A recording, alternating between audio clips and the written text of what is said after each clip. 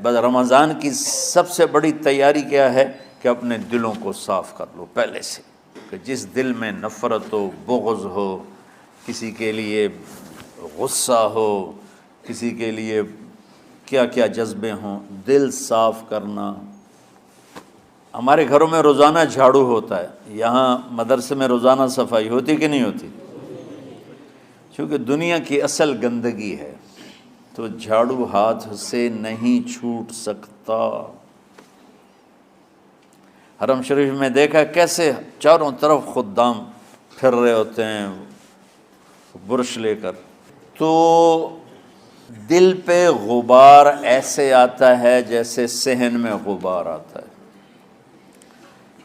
دل پہ گندگی ایسے آتی ہے جیسے صحن میں آتی ہے۔ تو ہم نے نظام بنایا ہوا ہے، لوگ مقرر ہیں وہ روزانہ جھاڑو دیتے ہیں۔ تمہارا دل ایک آنگن ہے، ایک صحن ہے، اس میں بغض، نفرت، حسد، پتہ نہیں کیا کیا گندگیاں آئیں گی اور آتی رہیں گی۔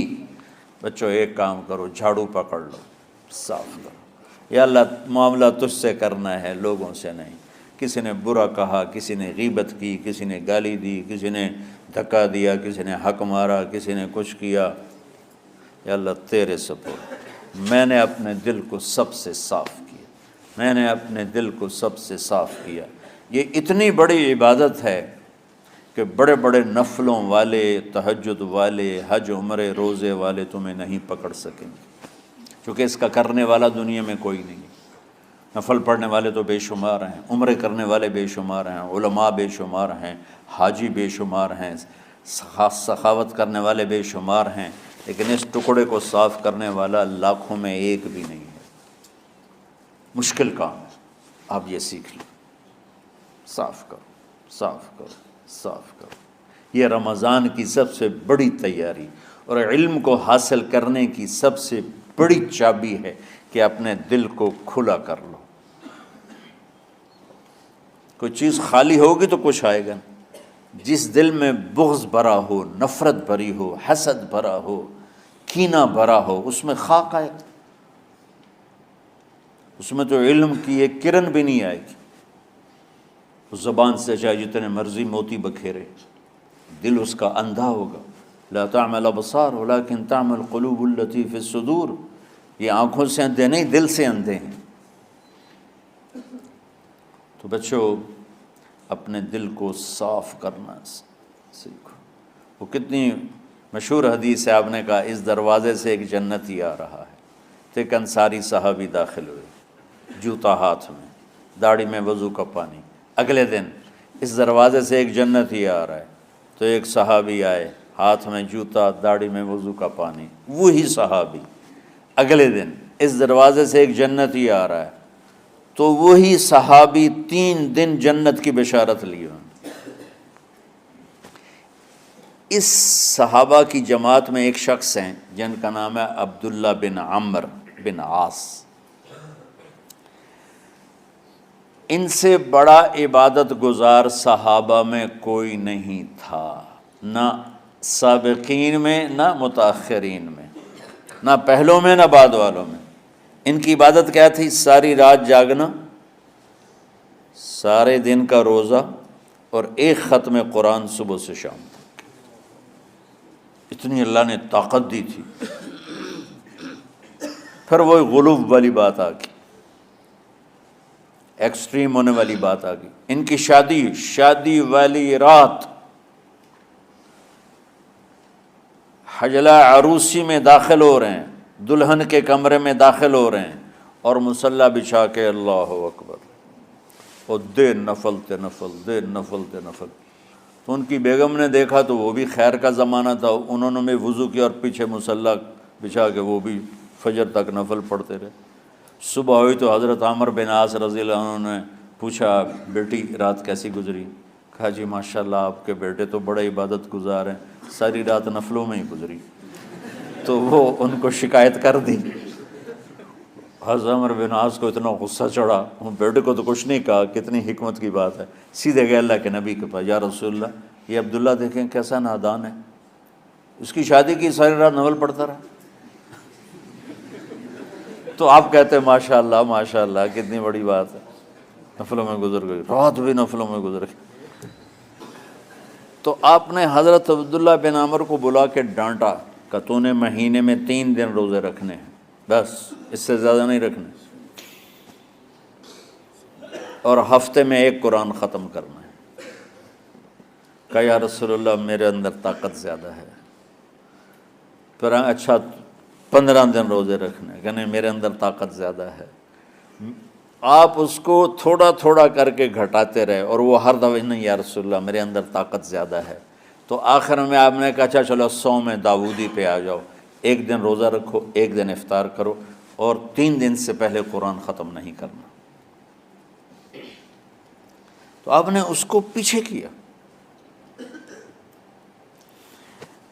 یہ بیٹھے تھے اس محفل میں، ان کے دل میں آیا کیا یہ بزرگ مجھ سے زیادہ عبادت کرتا؟ رات میں ساری جاگتا ہوں، دن روزہ رکھتا ہوں، 1 ختم کرتا ہوں، تو جنت کی بشارت تو مجھے ملنی چاہیے تھی، ان کو کیسے مل رہی؟ یہ کسی کتاب میں نہیں لکھا کہ یہ ان کا جذبہ تھا، لیکن جو کہ میں ان کی سیرت کو جانتا ہوں تو مجھے خیال آتا ہے کہ ان کی نفسیات میں یہ بات آئی ہوگی، چونکہ صرف انہی کو خیال آیا کہ میں جا کے دیکھتا ہوں کہ یہ بزرگ کیا کرتے ہیں۔ تو ان کے پاس پہنچ گئے، چاچا ذرا، وہ ادھیڑ عمر تھے، چاچا وہ میرے ابا تھوڑے ناراض ہیں، تو کچھ دن آپ کے پاس گزار لوں؟ کا بیٹا بسم اللہ آ جاؤ۔ اب رات ہوتے ہی عشاء کی نماز پڑھ کے انہوں نے جلدی سے چادر اوپر لی اور یوں سراغ کر کے ان چاچے کو دیکھنے لگے ایسے کر کہ اب یہ کیا ساری رات سجدہ کرے گا، اور ساری رات روتے روتے روتے روتے مصلی گیلا ہو جائے گا، یا ساری رات رکوع کرے گا، ساری رات قیام کرے گا، ساری رات قرآن پڑھے گا، اس تصور سے یوں دیکھ رہے۔ اور وہ بزرگ صحابی تشریف لائے، سرانے پہ سر رکھا، اللہم بسمک اموت و احیا، ہو گئے۔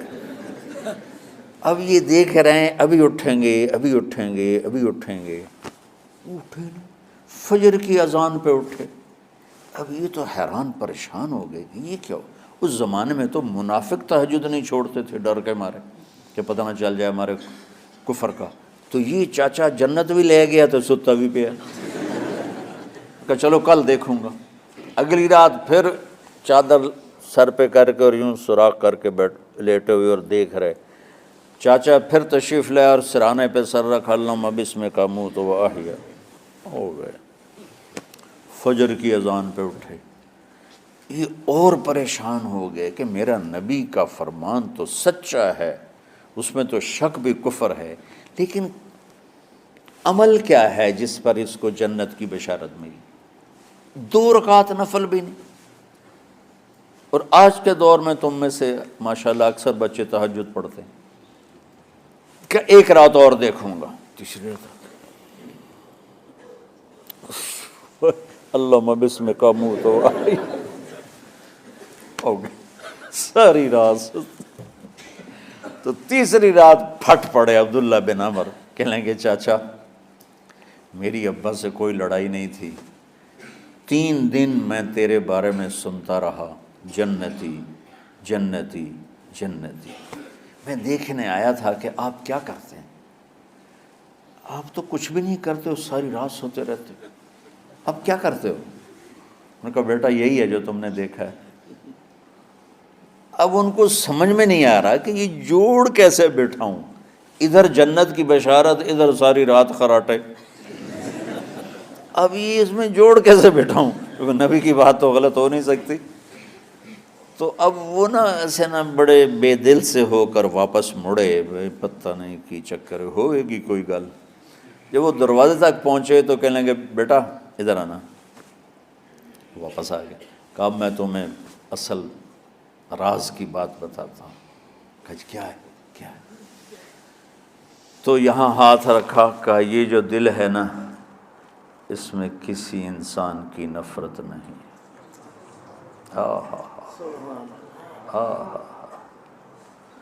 اور جب اللہ کسی کو رزق دیتا ہے، عزت دیتا ہے، مجھے کبھی حسد نہیں ہوا، مجھے خوشی ہوتی۔ تو عبداللہ بن عمر نے کہنا تھا ہاں یہ بات ہے، نہیں، انہوں نے کہا ہاذا ہوا، اچھل کے کہنے لگے ہاذا ہوا، ہاں ہاں ہاں ہاں یہی ہے یہی ہے یہی ہے۔ پھر کہنے لگے چاچا پر یہ میرے بس کا نہیں ہے، کون کرے گا یہ؟ اتنے بڑے آدمی ہو کر کہہ رہے ہیں کہ یہ میرے بس کا نہیں۔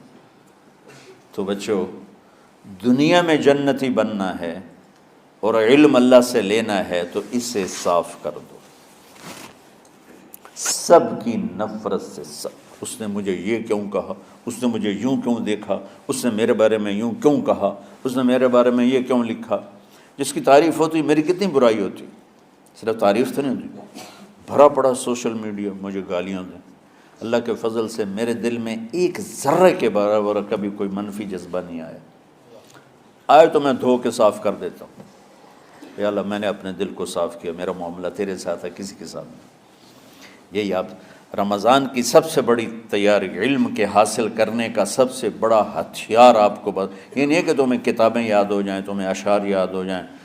تو ساری امت سے کہتا ہوں رمضان کا استقبال کرو، دلوں کو صاف کر کے، نفرتوں کو مٹا کے، مذہبی نفرت، دنیاوی نفرت، رشتوں کی نفرت، بول چال کی نفرت، سیاست کی نفرت، لین دین کی نفرت، ان سب سے اپنے دل کو صاف کرو تاکہ رمضان میں اللہ نے علم اتارا، اللہ تعالیٰ آپ کو علم عطا فرمائے، اور باقی لوگ جو عام دنیا میں زندگی گزار رہے ہیں ان کے دلوں میں اللہ رمضان کا نور اتارے اور ہدایت کا نور اتارے۔